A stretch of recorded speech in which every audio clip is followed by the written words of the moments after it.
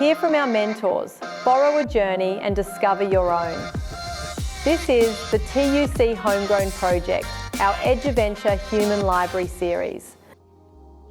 Today we are joined by Rob Chapman, owner of Ray White Manning Valley. Today Rob will share with us a little bit about his journey, the skills and the pathways that he has taken to get to where he is today. Thanks Rob for coming and joining our Human Library today. Pleasure, no worries at all, looking forward to it. Rob, can you start us off by telling us a little bit about what does your work look like today?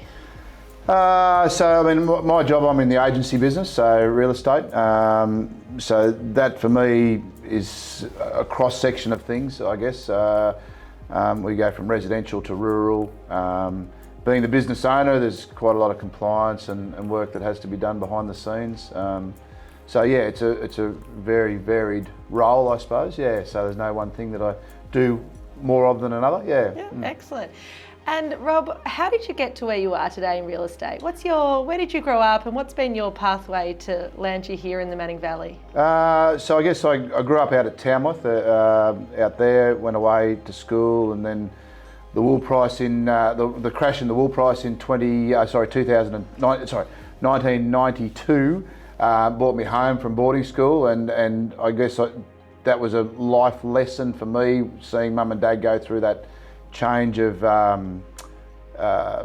available funds and so forth. So it sort of gave me a real piece of resilience there, and seeing them go through that. But I essentially grew up at Tamworth, got into the agency business at the age of 16 and a half. I dropped out of school at that point, and then had a couple of really good mentors early in my career which have helped.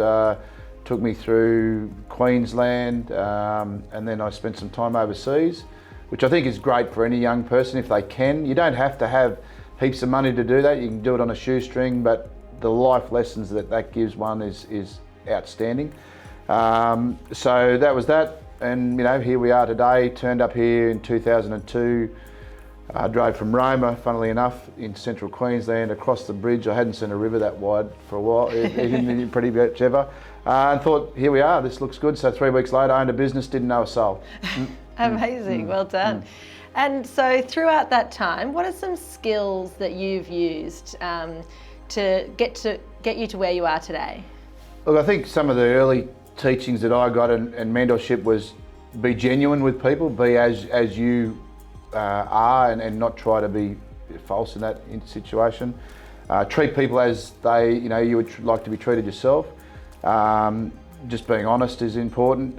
Communication is huge in our industry, and I think it's evident those that communicate well do extremely well. And I think that's evident across probably many industries. If you can be the best communicator in the field you're in, you often succeed. Hard work, determination, not giving up, and persistency, I think is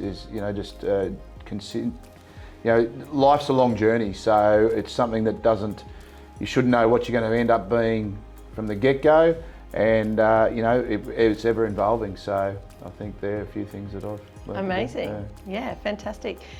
And Rob, what do you love about being a real estate agent? Not the reputation that comes with it.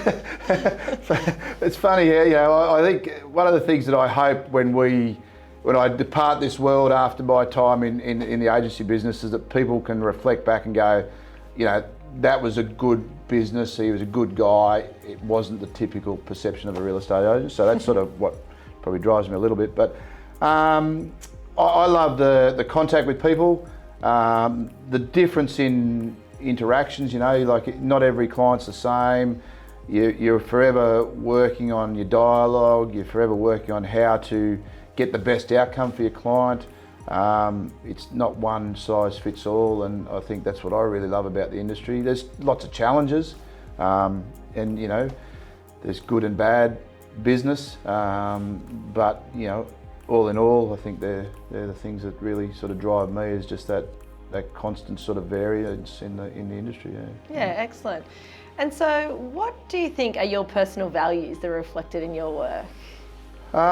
Look, I put a lot of, I take a very quick approach to who I meet and how I interact with those people, and I think that's something that trust is a huge thing, and you can tell very quickly. Well, I find I can tell very quickly in any arrangement, be it in our business or just doing things on the street, whether you can or can't trust someone. And I think that's probably the number one thing.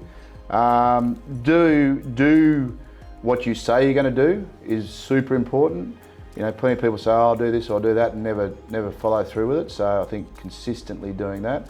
And I guess as I say to our kids, just be the nicest person you can be. You don't have to be anything other than who you are, but just treat everyone well. And I think that's been good.